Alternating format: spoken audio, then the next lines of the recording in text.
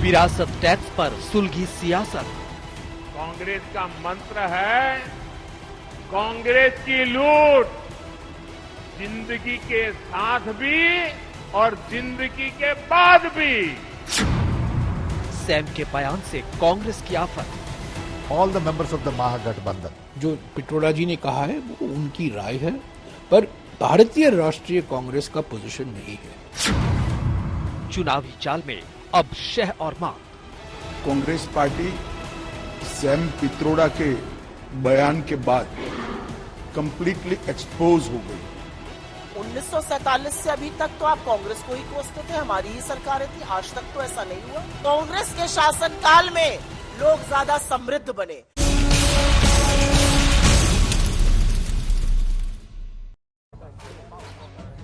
नमस्कार, आप देख रहे हैं आज तक। आपके साथ मैं हूं अंजना ओम कश्यप। देश में सियासी पारा चढ़ा हुआ है, चुनाव करीब है। एक फेज की वोटिंग खत्म हो चुकी है, 6 फेज की वोटिंग अभी बाकी है। लेकिन इन सब के बीच सियासी पारा हर मुद्दे पर कैसे चढ़ रहा है वो हम आपको दिखाते हैं। दरअसल कांग्रेस के मैनिफेस्टो को लेकर बीजेपी शुरू से हमलावर है। प्रधानमंत्री नरेंद्र मोदी ने कहा कि ये मुस्लिम लीग का मैनिफेस्टो है। उसके बाद बात आई कास्ट और धर्म के आधार पर, संपत्ति के आधार पर सर्वे करने की, आर्थिक सामाजिक सर्वे की, जिस पर ये बीजेपी ने कह दिया कि जो आम लोग हैं, जो बहुसंख्यक हैं, जो सामाजिक रूप से पिछड़े हैं, उनकी भी संपत्ति लेकर मुसलमानों को कांग्रेस दे देगी। तीसरी तरीके से अब वार हुआ है सैम पिट्रोडा के बयान पर। सैम पिट्रोडा कौन है? दरअसल वो राहुल गांधी के सलाहकार भी हैं और ओवरसीज कांग्रेस के वो अध्यक्ष भी हैं। सैम पिट्रोडा ने अमेरिका के इनहेरिटेंस टैक्स का जिक्र करते हुए भारत में भी इसे लागू करने की बात कही। अब इसके तहत दरअसल जो प्रावधान है उसके मुताबिक अगर किसी व्यक्ति की मृत्यु होती है तो उसकी संपत्ति का बड़ा हिस्सा, सिर्फ उसके बच्चों को नहीं, संपत्ति का बड़ा हिस्सा सरकार को चला जाता है। यानी आधी से कम संपत्ति परिवार वालों को मिलती है और ज्यादा संपत्ति सरकार के पास चली जाती है। फिर सरकार जिससे चाहे वो संपत्ति बांट सकती है। लेकिन इसी को लेकर बीजेपी हमलावर हो गई। वो फिर नए सिरे से वही जो आरोप वो लगातार अपने मैनिफेस्टो, कांग्रेस के मैनिफेस्टो को लेकर लगा रहे हैं, वही उनका कहना है कि एक बार फिर ये तरीका है लोगों की संपत्ति को हड़पने का और फिर मुसलमानों को उसे देने का। यानी बीजेपी कांग्रेस पार्टी को इस मैनिफेस्टो के जरिए कई मुद्दों पर घेर ही रही थी। अब सैम पिट्रोडा का ये नया बयान उनके हाथ में नया हथियार बन गया है। कांग्रेस पार्टी साफ कह रही है कि एक बार फिर चुनावों से पहले डरकर, चूंकि अभी 6 फेज बाकी है, पहले दौर में वोटिंग कांग्रेस का दम है कि बीजेपी को सीटें नहीं हासिल हो रही, इसीलिए डर के वो हिंदू मुस्लिम कार्ड खेल रहे हैं। आइए आपको अपनी ये रिपोर्ट दिखाते हैं। आज सांसद सुधांशु त्रिवेदी भारतीय जनता पार्टी का पक्ष रखेंगे और सुप्रिया श्रीनेत होंगी कांग्रेस पार्टी की तरफ से। पहले ये रिपोर्ट। कांग्रेस का मंत्र है कांग्रेस की लूट, जिंदगी के साथ भी और जिंदगी के बाद भी। जब तक आप जीवित रहेंगे कांग्रेस आपको ज्यादा टैक्स से मारेगी और जब आप जीवित नहीं रहेंगे तो आप पर इनहेरिटेंस टैक्स का बोझ लाद देगी। जिन लोगों ने पूरी कांग्रेस पार्टी पैतृक संपत्ति मानकर अपने बच्चों को दे दी, वो लोग नहीं चाहते कि एक सामान्य भारतीय अपने बच्चों को अपनी संपत्ति दे। बीजेपी के तर्कश में जिस विरासत टैक्स वाले तीर की ब्रांड न्यू एंट्री हुई है, उसके वजूद को आकार दिया है गांधी परिवार के करीबी और इंडियन ओवरसीज कांग्रेस के अध्यक्ष सैम पित्रोदा ने। उन्होंने कहा, अमेरिका में अमीरों की मौत के बाद उनकी संपत्ति का बड़ा हिस्सा जनता को जाता है। हिंदुस्तान में भी इस पर चर्चा होनी चाहिए। in America, there is an inheritance tax. So if, let's say, one has $100 million worth of wealth, and when he dies, he can only transfer probably 45% to his children. 55% is grabbed by government. यूं समझ लीजिए कि Sam ने बयान देकर कांग्रेस का game गड़बड़ा दिया। पार्टी को बयान से पल्ला झाड़ना पड़ा, लेकिन बीजेपी ने चारों ओर से घेर लिया।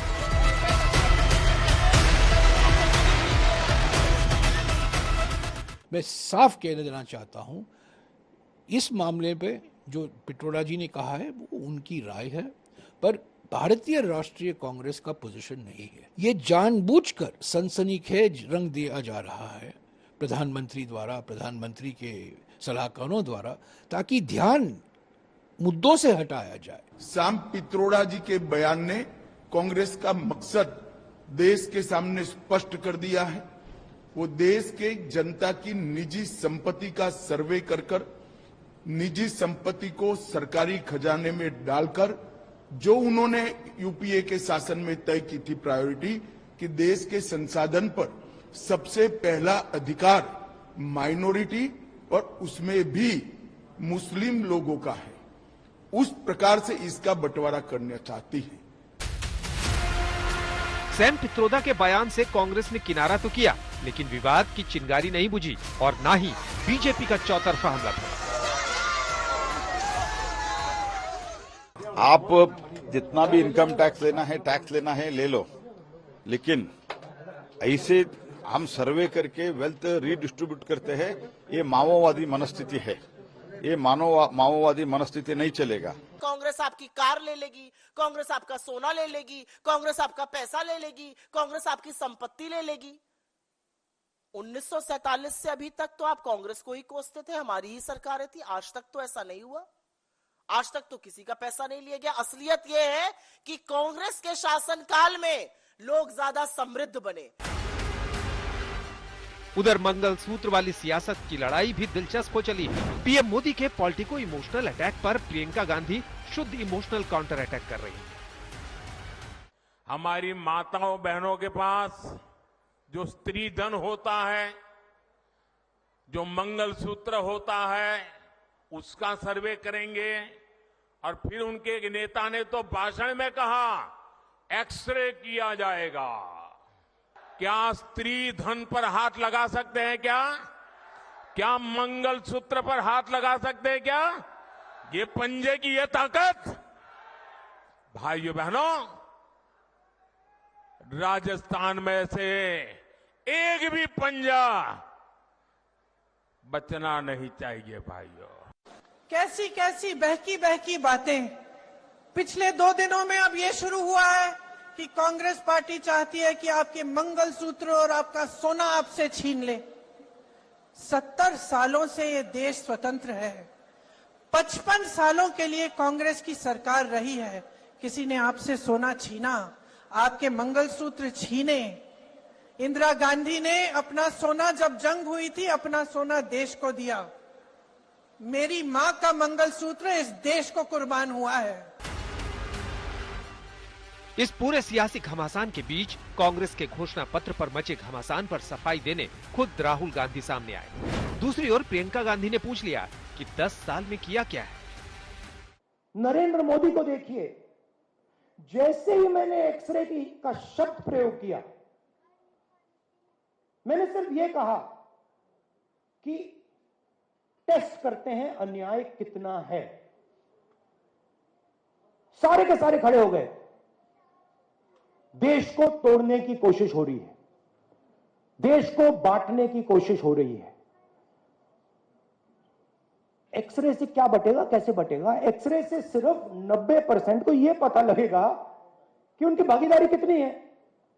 रोज सुबह उठ के कोई नया मुद्दा उठा रहे हैं जिससे कोई ताल्लुक नहीं है जनता का, मतलब उसको, और इस हद तक अब चले गए हैं कि अपने आप नए नए मुद्दे ऐसे निकाल रहे हैं, झूठ बोल रहे हैं लोगों को, और लोगों को गुमराह करने की कोशिश, डराने की कोशिश हो रही है। और मुझे लग रहा है कि ये सब जो शुरू हुआ है फर्स्ट फेज की पोलिंग के बाद, मुझे लग रहा है कि शायद इनको लग रहा है कि ये रुझान जो है इनके पक्ष में नहीं जा रहा है, इसलिए ये ऐसा कर रहे हैं।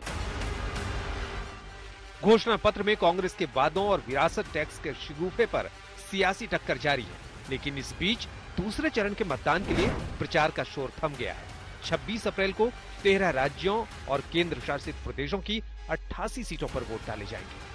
आज तक ब्यूरो। तो आइए चर्चा की शुरुआत करते हैं। सुधांशु त्रिवेदी जी, राष्ट्रीय प्रवक्ता बीजेपी के हमारे साथ जुड़ गए हैं। सुप्रिया श्रीनेश जी हमारे साथ जुड़ गई हैं। और अभी देश में चुनावी माहौल तो ऐसा है कि हर मुद्दे पर चर्चा हर जगह हो जाती है। दरअसल खीरिया देवात एक गांव है यहाँ गुना जिले में, जहां से हम लोग आ रहे हैं, और इस गांव का क्या नाम है, विजयपुरा। यहाँ पर हम लोग बीच में रुके क्योंकि इसके आगे जयवर्धन सिंह का भी इंटरव्यू करना था और पहले हम लोगों ने ज्योतिरादित्य सिंधिया का भी कैंपेन ट्रेल किया। तो एक गांव में हम लोग रुके हुए हैं ताकि हल्ला बोल का शो करें।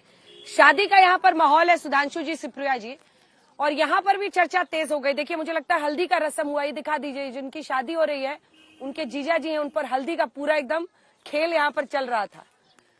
और ऐसे शादी के माहौल में गांव में सड़क के किनारे भी चर्चा हुई तो दोनों तरफ से मामला गर्म हो गया कि इस पार्टी में इतना, कोई 400 पार का नारा लगा रहा है, कोई कुछ कह रहा है। तो इतना पॉलिटिकली चार्ज अभी देश में गांव-गांव में, शहर-शहर में लोग हो रहे हैं। सुधांशु जी, आपके पास आते हुए, लेकिन सैम पिट्रोडा, ओवरसीज कांग्रेस के अध्यक्ष, उनके एक बयान को आप लोगों ने अभी ऐसे लपकाया। सुधांशु जी हमारे साथ जुड़े नहीं है, उनका थोड़ा सा इंतजार करना होगा। सुप्रिया जी हमारे साथ जुड़ गई हैं, तो अब सवाल को थोड़ा पलटती हूँ आपकी तरफ ले जाने के लिए। आखिर इस तरह की, मतलब जैसे किसी बीजेपी को थाली में आरती की तरह सजाकर मुद्दा देने के बराबर है जो सैम पिट्रोडा साहब ने कहा है। अगर इस तरह की नीति को लेकर आपकी सरकार वाकई गंभीर है तो आप लोग मैनिफेस्टो में डालते हैं, अगर आपकी पार्टी गंभीर है तो। लेकिन सैम पिट्रोडा का एक ऐसा बयान देना, आपको नहीं लगता है कि इस तरह के बयानात जो है वो अपनी पैर पर ही कुल्हाड़ी मारने का काम करते हैं? सुप्रिया जी, आपको मेरा नमस्कार। और क्योंकि आप शादी ब्याह के माहौल में हल्दी के बीच में बैठी हुई हैं, तो एक लाइन से शुरुआत करती हूं। न हींग लगे न फिटकरी, रंग चोखा आ जाए। मोदी जी को दिल से साधुवाद है। आप जितना हमारे मैनिफेस्टो के बारे में लगातार झूठ बोल रहे हैं, उतना हमारा मैनिफेस्टो चर्चित हो रहा है।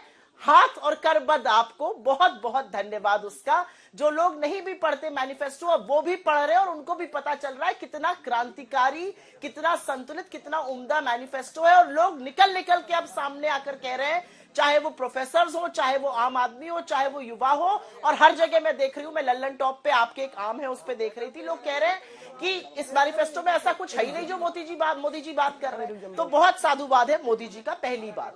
दूसरी बात मैं यहां पर यह कहना चाहती हूं, ये मेरे हाथ में मेरा मैनिफेस्टो है अंजना जी, 46 पन्ने का है, 15,329 शब्द है।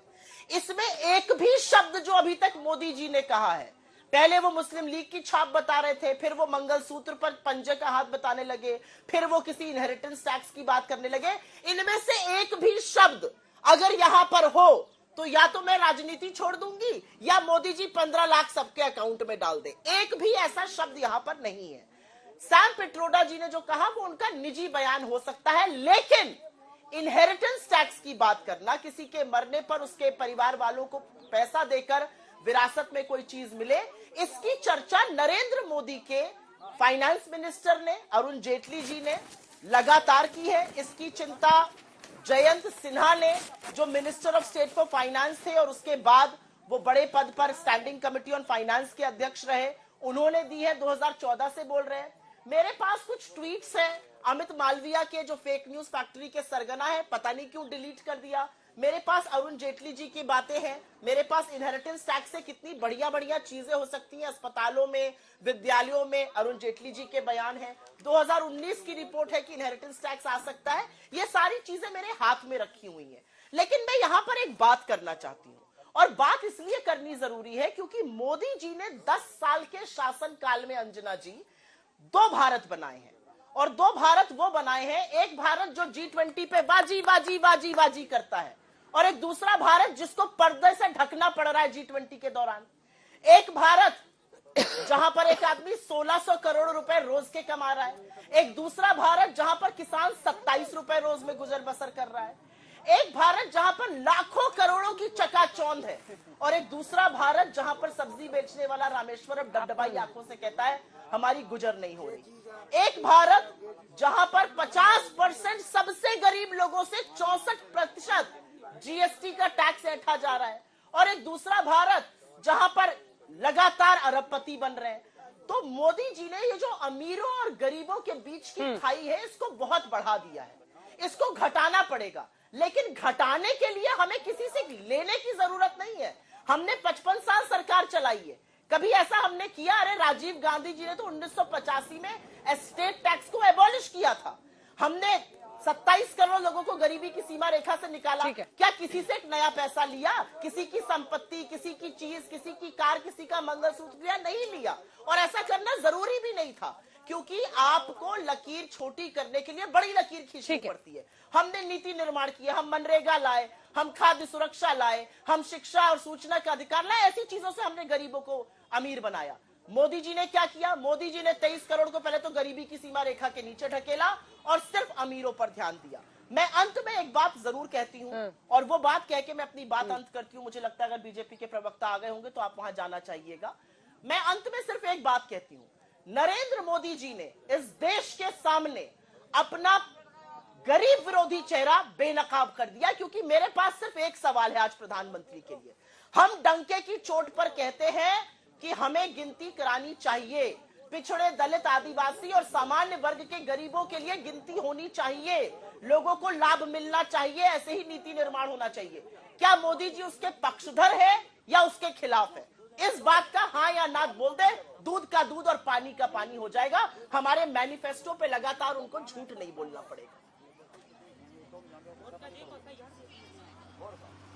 ठीक है, थोड़ा इंतजार करना है। अभी और बताया जा रहा है मुझे 2-3 मिनट बाद ही सुधांशु त्रिवेदी जी आएंगे। तो आपने अपनी बात मैनिफेस्टो को लेकर कह दी है।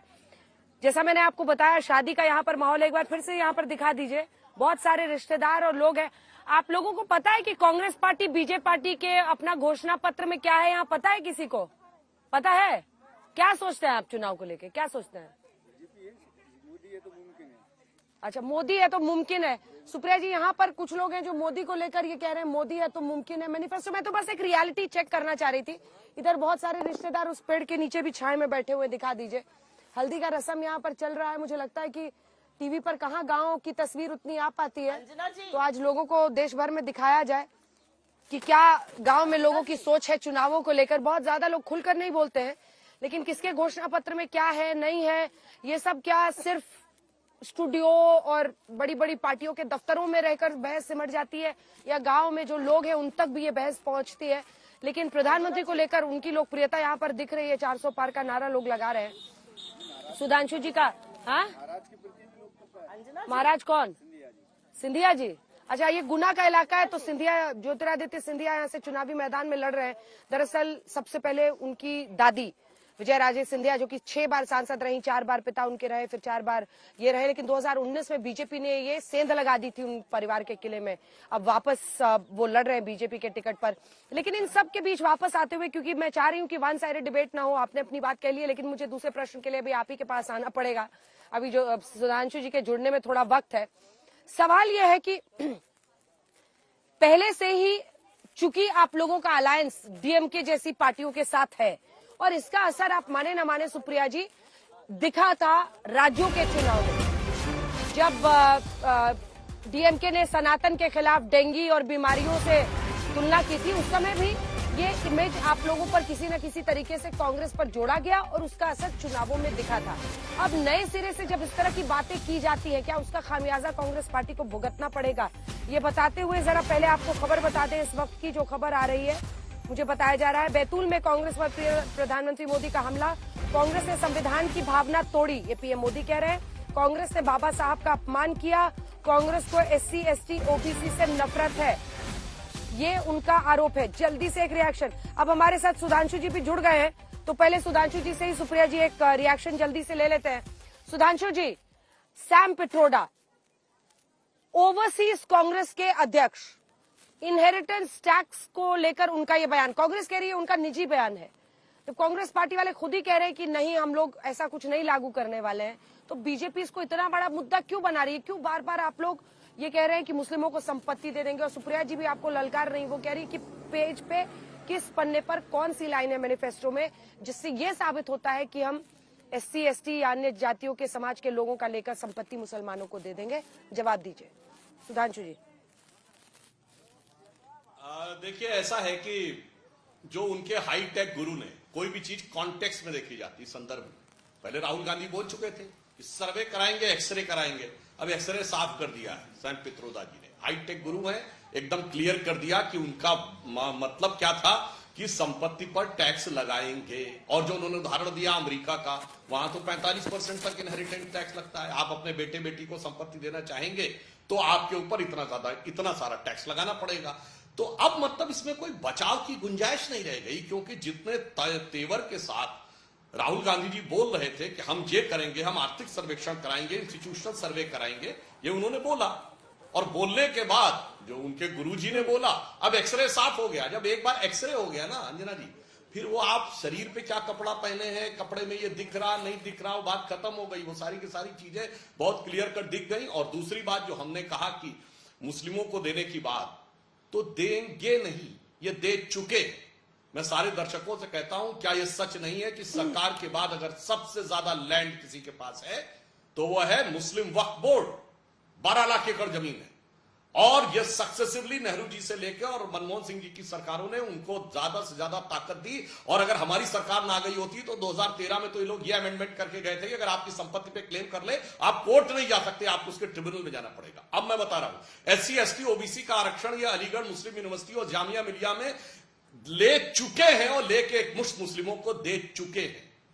अभी इनकी कर्नाटक की सरकार ने, इन्होंने रंगनाथ मिश्रा कमेटी में रिकमेंडेशन किया था कि ओबीसी में 10% रिजर्वेशन ओबीसी का निकाल के एक्सक्लूसिवली मुस्लिम को दे देना चाहिए। कर्नाटक में इन्होंने दिया, इन्होंने आंध्र में दिया, मगर कोर्ट में मामला फंस गया। अभी कर्नाटक की सरकार इनका प्रयास कर रही है कि सारे मुस्लिम ओबीसी हो जाएं। वो तो ओबीसी कमीशन ने पूछा है कि कैसे हो गया। और बंगाल में पिछले साल 91 जातियां ओबीसी में डाली गई, जिसमें 85 मुस्लिम थी।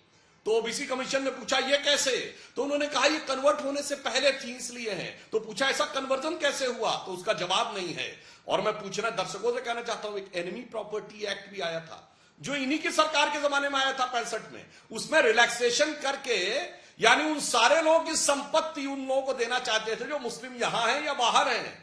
तो ऐसा नहीं कि हम हवा में कह रहे हैं, ये सारी बातें जो वो कर चुके हैं। और अभी मैं रास्ते में मोबाइल में सुन रहा था, सुप्रिया जी ने कहा था कि भाई हम ताल ठोक के कहते हैं दूध का दूध पानी का पानी होगा। वैसे तो मुझे लगता है कि सैम पित्रोदा जी के बोलने के बाद दूध का दूध पानी का पानी छाछ का छाछ रायता का रायता इतना हो गया है कि अब बचने की कोई गुंजाइश नहीं। मगर मैं भी उनसे कहता हूं, ताल ठोक के आप लोग कहते हैं जातिगत जनगणना का विषय तो क्यों नहीं कराया है हिमाचल में, क्यों नहीं कराया 10 साल पंजाब में। अभी की पुरानी बात छोड़ दीजिए, तब तो आप विरोध में रहते थे। राजस्थान में क्यों नहीं कराया, छत्तीसगढ़ में क्यों नहीं कराया। और मैं सुप्रिया जी को बता दूं, अरे भाई कर्नाटक में आपके डिप्टी सीएम DK शिवकुमार ताल ठोक के कहते हैं कि नहीं होने दूंगा। और फिर भी किसी को शक हो तो राज्यसभा की प्रोसीडिंग में देख ले, खड़गे जी इनके राष्ट्रीय अध्यक्ष हैं।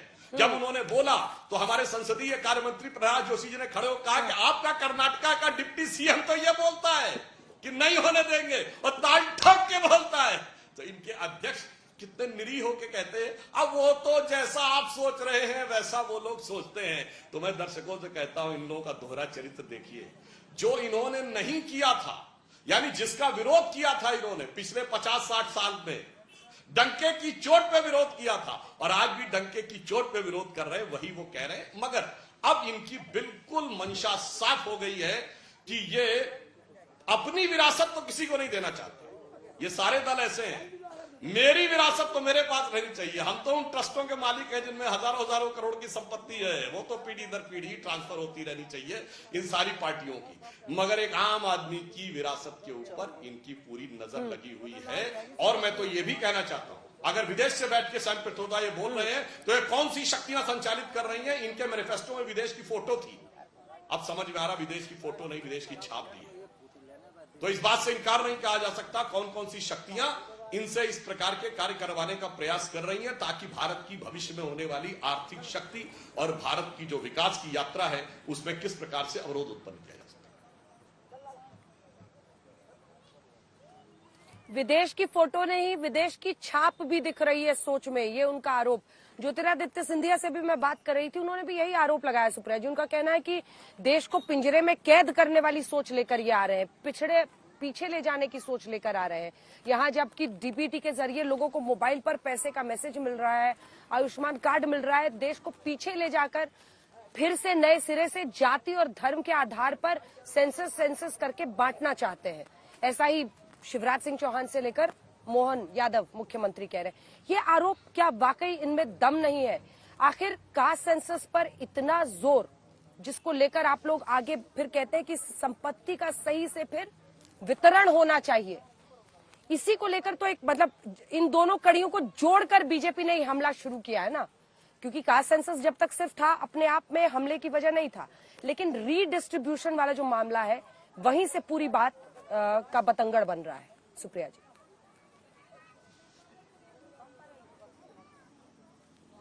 बीजेपी का हमला मोदी जी कर रहे हैं और मोदी जी, मुझे उन पर उम्र का तकाजा भी दिखने लगा है और मोदी जी मुझे ज्यादातर अब वो व्हाट्सएप अंकल जी होते हैं ना, जो रात में व्हाट्सएप आता है सुबह पढ़ के सुनाते हैं, वो लगने लगे।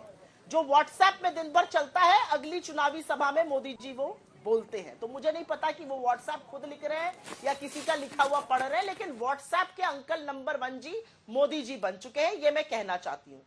आपने मुझसे कुछ सवाल डायरेक्ट पूछे और उसका मैं डायरेक्ट जवाब दूंगी, लेकिन मैं इनहेरिटेंस टैक्स पर वापस इस डिबेट को लाऊंगी। यहां पर कहा गया, हमने तो कहा ये सैम पिट्रोडा जी की अपनी राय है, कांग्रेस पार्टी का इससे कोई ताल्लुक नहीं है। 55 सालों में हमने ये नहीं किया, 85 में हमने स्टेट टैक्स हटाया जबकि राजीव गांधी जी ने। मैं पूछना चाहती हूं, जब जयंत सिन्हा जी जो आपके minister of state for finance थे, जिनको आपने स्टैंडिंग कमेटी ऑफ फाइनेंस का अध्यक्ष बनाया, जिन्होंने अब आपको लात मार के चले गए हैं, उन्होंने जब 2014 में कहा कि इनहेरिटेंस टैक्स बहुत अच्छा है, 15 मिनट तक उसकी पुरजोर बहस की, उन पर किसकी छाप थी? जब 2017 में इनहेरिटेंस टैक्स लागू करने की बात फाइनेंस मिनिस्ट्री से आई तो किसकी छाप थी? अरुण जेटली जी ने जब 2018 में कहा कि इनहेरिटेंस टैक्स बहुत अच्छी चीज है, वेस्ट में होता है, अस्पतालों को एंडाउमेंट मिलता है, यूनिवर्सिटीज को एंडाउमेंट मिलता है, इसके बारे में विचार करना चाहिए, इस पर किस विदेशी की छाप थी? और यही नहीं, आपके फेक न्यूज के सरगना अमित मालवीय जी 2014 में कहते हैं I am all for Jayant Sinha statement. अब ये अलग बात है कि लोगों ने जब दिखाना शुरू किया तो ये ट्वीट डिलीट कर लिया गया, इस पर किसकी छाप थी? असलियत यह है अंजना जी कि एक बहुत एंटाइटल्ड व्यू है कहना कि जात पात के नाम पर लोग बट जाएंगे। मैं यहां पर दो बातें कहना चाहती हूं और दोनों बिल्कुल डायरेक्ट बातें। एक आपकी बात का जवाब है और एक सवाल है भारतीय जनता पार्टी से। भारतीय जनता पार्टी के प्रवक्ता, भारतीय जनता पार्टी के सांसद, मंत्री, खुद प्रधानमंत्री जो बार बार झूठ बोलते हुए पकड़े जाते हैं, क्या यहां पर हां या ना में भारतीय जनता पार्टी के प्रवक्ता कह सकते हैं क्या आप आर्थिक और सामाजिक जातिगत जनगणना के खिलाफ हैं या आप उसके पक्षधर हैं? हाँ या ना में बताइए, क्या आप उसके खिलाफ हैं या आप उसके पक्षधर हैं? अगर इस बात का जवाब दे दीजिएगा तो सारा देश जान जाएगा। दूसरी बात जो अंजना जी आपने कही, और क्योंकि हम ही दो लोग हैं तो थोड़ा सा टाइम चाहूंगी, आपने कहा और बहुत संक्षिप्त में बोलती हूँ, आपने कहा ये जात पात पर बांटने की कोशिश है। ये बड़ा एंटाइटल्ड व्यू है। ये व्यू सुधांशु त्रिवेदी का, ये व्यू सुप्रिया श्रीनेत का और ये व्यू अंजना ओम कश्यप का हो सकता है, लेकिन ये व्यू उस 90% आबादी का नहीं है जिसको आगे बढ़ने का मौका नहीं मिल रहा है और जाति के आधार पर जिसके साथ आज भी खेल खिलौना होता है।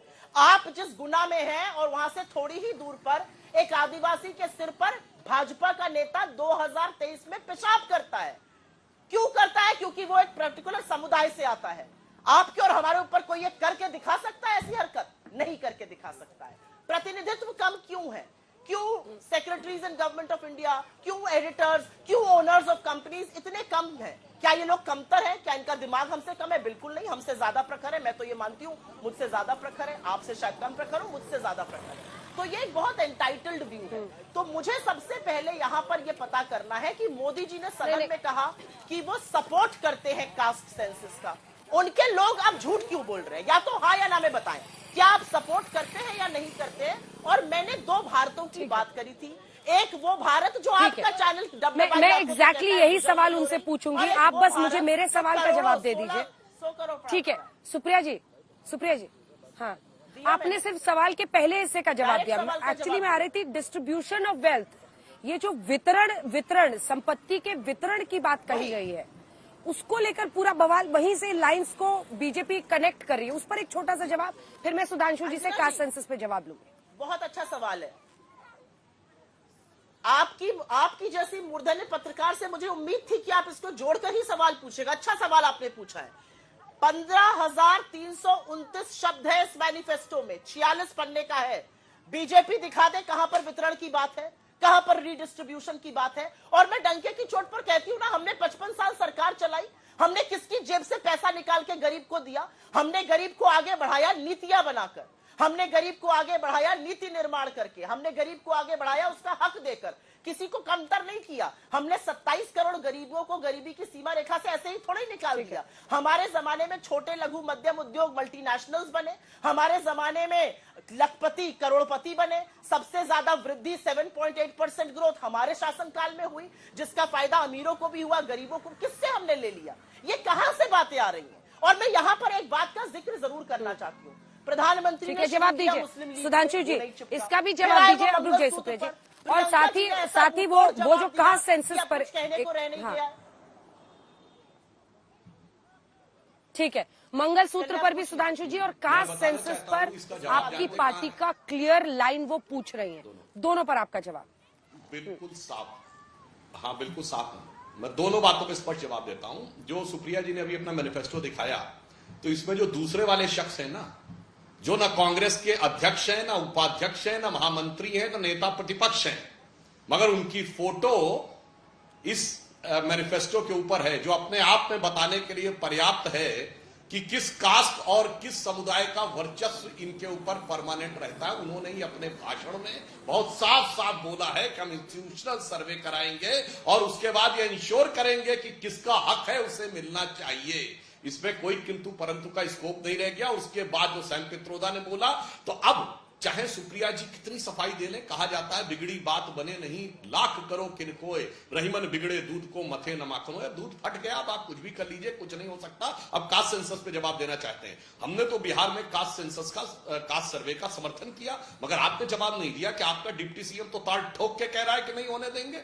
जो करवाने की हैसियत है तो उससे करवा के दिखाइए अपनी पार्टी में, तब हमसे सवाल पूछिए। और मैं बताना चाहता हूं, राहुल गांधी जी के पिताजी राजीव गांधी जी ने 6 दिसंबर 1990 को फ्लोर ऑफ द हाउस के ऊपर मंडल कमीशन का विरोध करते हुए कहा था कांग्रेस पार्टी जात पात में विश्वास नहीं रखती, और यह राजीव गांधी के इस भाषण का हिस्सा है, कोई जाके चेक कर ले। उन्होंने कहा कि मंडल कमीशन जो लाया जा रहा है यह अंग्रेजों के कम्युनल अवार्ड की तरह है। एक अंग्रेजों ने उस टाइम पे लाया था कि कास्ट के अंदर अलग अलग ब्रैकेट होने चाहिए, उनका कहना था ये अंग्रेजों की डिवाइड एंड रूल वाले कम्युनल अवार्ड की तरह है। और उन्होंने कहा था कांग्रेस पार्टी तो कहती है जात पे ना पात पे मोहर लगेगी हाथ पे। अब आइए, उनकी माता जी इंदिरा जी का नारा था जात पे ना पात पे, इंदिरा जी की बात पे मोहर लगेगी हाथ पे। और ये कास्ट सेंसस खत्म किसने की थी? नेहरू जी ने, वो प्रधानमंत्री थे, और कॉन्स्टिट्यूएंट असेंबली ने खत्म की थी, क्योंकि 51 की जनगणना हुई, ये चुनाव तो 52 में हुए।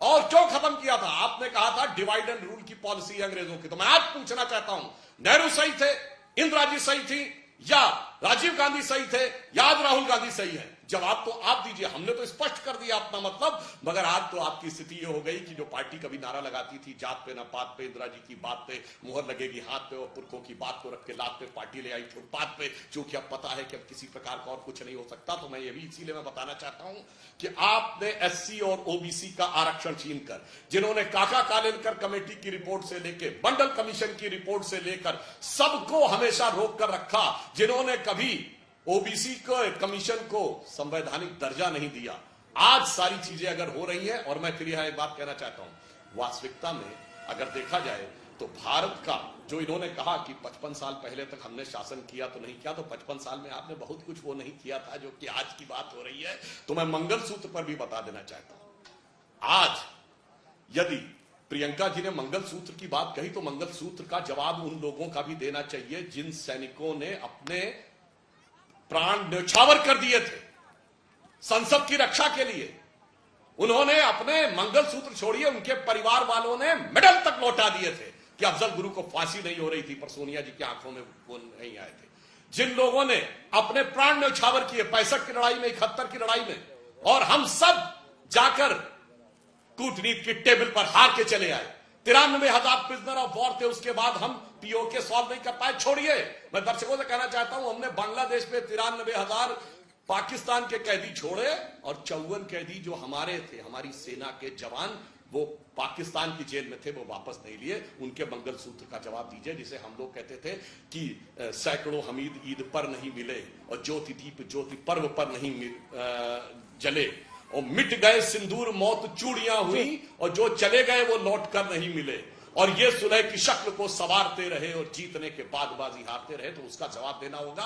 कुल मिलाकर मैं अंत में एक बात कहना चाहता हूं, इनका बहुत साफ एजेंडा है, ये बहुत स्पष्ट है कि भाई एक समुदाय को जोड़ के रखना है, उत्तर से दक्षिण तक नहीं, हमास और फिलिस्तीन तक जोड़ के रखना है, और दूसरे को तोड़ के रखना है उत्तर भारत दक्षिण भारत में, तमिल और हिंदी में, पंजाबी और बंगला में, हिंदी और मराठी में, अगड़े और पिछड़े में, दलित और सवर्ण में। बस 1% एक वोट बैंक अपना है, बाकी में टुकड़े करना है, वो बिल्कुल साफ हो। कौन जोड़ रहा है?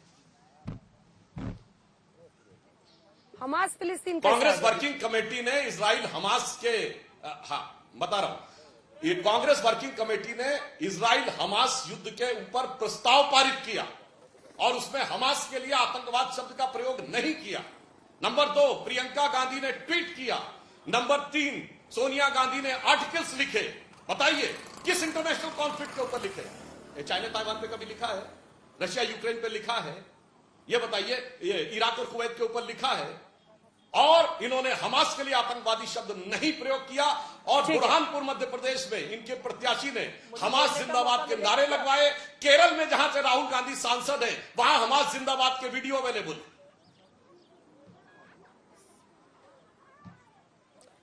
सुप्रिया जी, देखिए, एक इतना तो तय है कि अब बीजेपी ने इस बार आपको अपने टर्फ पर ले आया है और वो यहां पर लाकर बहस कर रहे हैं और कांग्रेस पार्टी के तमाम नेताओं को उस पर जवाब देना है। मंगलसूत्र पर भी जवाब दिया जा रहा है, अन्य मुद्दों पर भी सफाई दी जा रही है। प्रश्न मेरा ये है कि एक सैम पित्रोदा आते हैं, कांग्रेस को फंसा जाते हैं, कभी मणिशंकर अय्यर आते हैं, कुछ बोलते हैं, कांग्रेस को समेट लाते हैं। ये ऐसे नेताओं की जो आप लोगों ने एक पूरी पौध बना रखी है अपनी पार्टी में, आपको नहीं लगता है कि आपको एक तरीका अपनाना पड़ेगा जिसमें इस तरह की बातों से मौका ना दिया जाए? और खास तौर पर ऐसा लगता है कि चुनाव के ऐन पहले ये लोग कह रहे हैं और यही टीम बी बन गए हैं बीजेपी के। अंजना जी, आपकी बात का एक्चुअली मेरे पास एक रिटॉर्ट है, वो मैं दूंगी, लेकिन एक चुटकी सिंदूर की कीमत और एक मंगलसूत्र की मर्यादा तुम क्या जानो नरेंद्र बाबू, ये मुझे कहना पड़ेगा।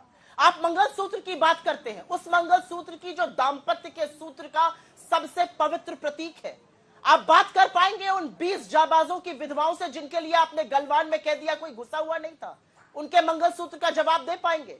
700 किसानों की विधवाओं के मंगलसूत्र की बात का जवाब दे पाएंगे? मणिपुर की मंगलसूत्र की विधवाओं का जवाब दे पाएंगे? इस देश में जो गरीबी और बेरोजगारी के चलते औरतें अपने जेवर और मंगलसूत्र गिरवी रखकर घर का भरण पोषण करने को मजबूर है, बच्चों को दवाई और पढ़ाई करने को मजबूर है, उनके मंगलसूत्र का जवाब दे पाएंगे? दे पाएंगे इस बात का जवाब कि इंदिरा गांधी ने अपना जेवर इस देश पर न्यौछावर कर दिया जब जंग हुई? और दे पाएंगे सोनिया गांधी के मंगलसूत्र का जवाब जो आज इस देश में वैधव्य झेलते हुए एक ब्याहता के रूप में ज्यादा वक्त गुजार चुकी है? किस तरह की बातें करते हैं? आपने ब्याहताओं का अपमान किया है। और अंजना जी, आपने एक बात कही कि ऐसे लोग जो आते हैं गलत बात करके चले जाते हैं। मुझे लगता है व्हाट्सएप अंकल जी, मोदी जी इस समय बीजेपी की सबसे बड़ी लायबिलिटी बन चुके हैं। बीजेपी वाले खुद उनके बयान सुनकर स्तब्ध है। मोदी जी ने जो हेट स्पीच, जिस तरह की भाषा का प्रयोग एक समुदाय के लिए और इस देश की ब्याहताओं के लिए किया है, उससे भाजपा खुद शर्मिंदा है। जिस तरह की उत्तेजना लोगों में देखी गई है, जो फेंस सिटर्स थे, जो भाजपा के समर्थक थे, जो कह रहे नहीं प्रधानमंत्री ऐसी भाषा नहीं बोल सकता, यह सर्वथा गलत है, मोदी जी खुद लायबिलिटी बन गए हैं। मैं सिर्फ एक बात यहां पर कहना चाहती हूं और यह बात कहनी जरूरी है। क्या इस देश के 22 लोगों के पास उतना पैसा हो सकता है जितना 70 करोड़ के पास हो? क्या इस देश की 1% आबादी के पास उतनी संपत्ति हो सकती है जितनी 40% के पास हो? क्या इस देश का एक व्यक्ति 1600 करोड़ रुपए दिन के कमाए और किसान इस देश का 27 रुपए कमाए? क्या इस देश में 5 किलो फ्री राशन की बात की जाए, अब जब रोजगार की बात हो तो मुंह फेर लिया जाए? असलियत यह है कि आप इजराइल और पैलेस्टीन की बात करते हैं। आप मेरे देश को इस कगार पर ले आए कि उत्तर प्रदेश से लेकर हरियाणा तक के युवा लाइन में लगकर युद्ध क्षेत्र में जाकर नौकरी करने को मजबूर है क्योंकि आप उनको रोजगार नहीं दे पाए। किस मुंह से आप बात करते हैं इजराइल और फिलिस्तीन की? अगर दम होता, अगर मोदी जी ने कुछ किया होता 10 सालों में, तो बजाय हमारा मैनिफेस्टो का दुष्प्रचार करने के मोदी जी डंके की चोट पर अपने मैनिफेस्टो की, अपनी चीजों की, अपनी उपलब्धियों की, अपनी रणनीति की बात करते हैं। ठीक है, अब सुधांशु जी आप इसका जवाब दे दीजिए। न सिंदूर कह रहे हैं अगर 10 साल के कामकाज पर आपको भरोसा होता तो आप कांग्रेस के मैनिफेस्टो का दुष्प्रचार नहीं करते, आप अपनी बात जनता को गिनाते और वोट मांगते। सुधांशु जी अच्छा ये बताइए, अल्पसंख्यक अपने मैनिफेस्टो में कौन लाया था? हम लाए थे या ये लाए थे?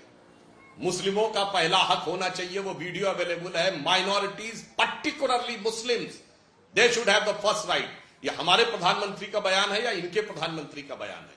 और बड़े जोशो जुनून में सुप्रिया जी ने मोदी जी के बारे में बोला कि ऐसी भाषा की बात, तो मैं कहना चाहता हूं कि आपने मोदी जी के बारे में हिटलर की मौत, कुत्ते की मौत से लेकर क्या क्या बोला। अरे सुनिए महोदया, जवाहरलाल नेहरू के बारे में एक आर्टिकल लिख दिया था महजूर सुल्तानपुरी ने कि आपकी आचरण में हिटलर की झलक दिखती, आप हिटलर के चेले हैं, तो 2 साल जेल रहे थे। और यहां मोदी जी की मौत की प्रकार, मर जा, कब्र खुदेगी वगैरह वगैरह, टुकड़े टुकड़े कर डालूंगा, वो भाषा नहीं। और तो छोड़िए, हिंदू धर्म एक वो वायरस है, वो डेंगू है, वो फलाना, ये भाषा कोई थोड़ी है। इरेडिकेशन ऑफ सनातन धर्म और global Hindutva, dismantling global Hindutva तक, वो सारी बात। और एक बात मैं पूछना चाहता हूं, अगर मंगलसूत्र की इतनी बात थी तो सुप्रिया जी बता के जाए कि सोनिया गांधी जी ने कब भारत की नागरिकता ग्रहण की थी? राजीव गांधी जी से शादी 68 में हुई थी, नागरिकता क्यों 1985 में हुई, जब वो प्रधानमंत्री बन गए और ये संवैधानिक बाध्यता हो गई तब। तो इसलिए जो प्रियंका जी बता रही, देश के दर्शकों को पता है कि किसने कितना देश को चाहा है और इंदिरा जी ने इजाजत देता है। सुधांशु जी, सुधांशु जी बहस यहीं पर अंत करना पड़ेगा। शाम का पहर विजयपुरा से आप देख रहे थे, यहाँ से हम लोग अब पहुंचेंगे सीधा राज तिलक के लिए। गुना से आज राज तिलक आप देखेंगे, शादी वाला घर है, मंगलसूत्र की चर्चा भी हुई, लेकिन इन सब के बीच 4 जून नतीजे ही तय करेंगे कि किसकी बात में दम है, तीसरी बार हैट्रिक मारने का दम भरने वालों की तरफ, या फिर लोकतंत्र खतरे में है जो विपक्ष का आरोप है।